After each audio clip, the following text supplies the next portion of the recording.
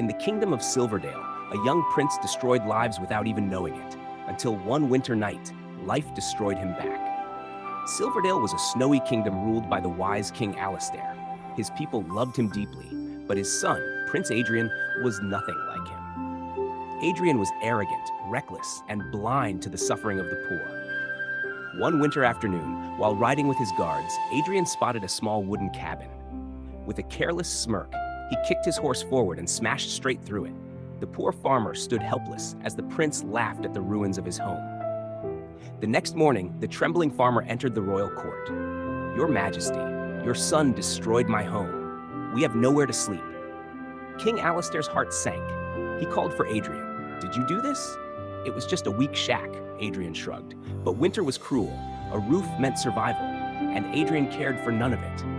Weeks later, he destroyed another poor man's home simply because he didn't like how it looked.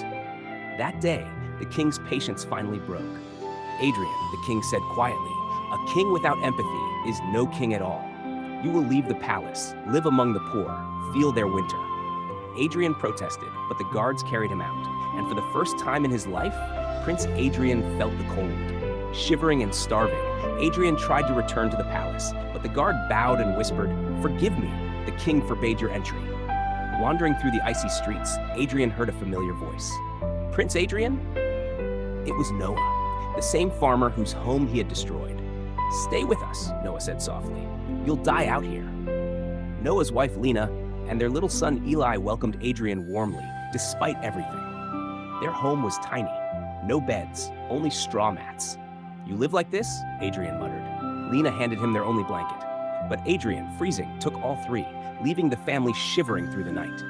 By morning, little Eli was burning with fever. Guilt cut through Adrien like icy wind. He removed his gold necklace. "Noah, sell this. Get a doctor, now." Days passed. Adrien helped rebuild their broken home. He shared his food. He worked beside them. He felt their hunger, their cold, their pain. Then a violent winter storm struck. Their fragile home collapsed in minutes. Lena whispered, "This is our life, Prince," every winter. Tears warmed Adrien's frozen cheeks. "This is what I destroyed," he whispered. "This pain, this struggle. I was blind." He gave away his rings. "Rebuild your home, please."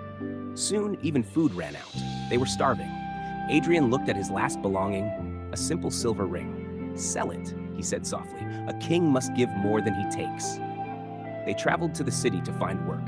Adrien's royal hands blistered and bled. He collapsed from exhaustion. "No, Adrien," Noah cried, catching him. "I'm sorry for everything," Adrien whispered before fainting. When he finally opened his eyes, he was back in the royal palace. Warm, safe. King Alistair sat beside him. "I watched over you," he said gently. "When your fever rose, I brought you home." Adrien struggled to rise. "I must return to Noah. They need me." "No, my son," the king smiled. "Now your duty is greater. You must serve the entire kingdom." From that day on, everything changed. Adrien gathered the ministers. "We will build warm homes for every poor family," he declared. "Food centers, blankets, jobs. Winter will not punish my people again." And by the end of winter, Silverdale transformed. Noah and his family visited the palace, not as victims, but as friends. And Adrien finally understood. A true king is not known by his crown, but by the warmth he gives his people.